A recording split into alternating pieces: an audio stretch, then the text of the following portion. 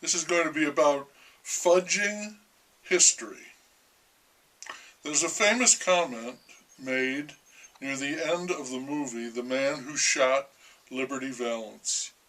A reporter who is compiling notes for an obituary says something like this: "If I've got a choice between the truth and a good story, I'm going to run with the good story every time."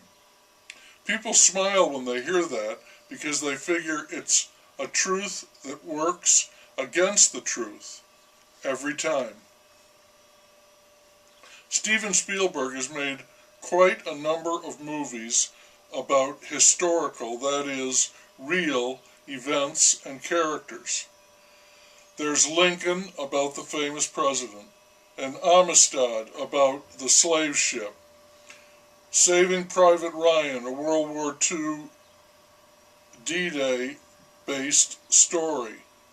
And I think there's a special release out now, a 25th anniversary edition of Schindler's List, the story of a German industrialist who saved over 1,000 Jews by employing them in his factory, a movie made even more memorable by Jerry Seinfeld in the episode of his show where he was caught making out in the audience during a showing of Schindler's List.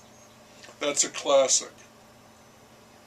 And I watched a movie a few days ago on the internet, Bridge of Spies. I did not know that Spielberg had directed it and the Coen brothers wrote it along with someone else until the credits ran at the end.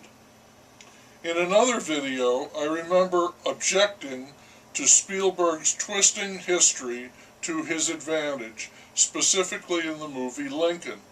Many people know about this and they are not upset. They attribute it to his use of artistic license. They say he's making an entertainment, not a documentary. And that is the case, but he's also leaving the truth behind and going with the good story, because that will win the audience over and make the movie more successful and obviously much more profitable. Sometimes, as with Schindler's List, this works so well that a 25th anniversary edition can be issued, making even more money. The way he fiddles with history bothers me. I think it's manipulative and deceptive. It reminds me of a slick player who can sit down at a table, cheat at cards, and win, and no one is aware of it. Those who are praise his wizardry, ignoring the fact that he's cheating. This bothers me so much that I did not see any of those movies that I mentioned before, not one. I did not see Schindler's List, and I did not see Saving Private Ryan. I didn't see Amistad, and I didn't see Lincoln. I did accidentally happen to see Bridge of Spies. In real life, no one fired bullets into the attorney's home. There was no gang of East German youths who took his overcoat. And more famously, there was no young girl in a red coat. You can dismiss this as embellishments or slight exaggerations to make a vital point, increase the dramatic impact. But I lose faith with the rest of the movie. The American student, how much of that was accurate? How much was glossed? The Russian spy, was he really so calm and decent? And was he also a painter? Was the attorney solely motivated by honor, justice, duty, and a fine moral code? Or does all of that just make for a better story, a story that is not true? Jerry Seinfeld necking during his movie.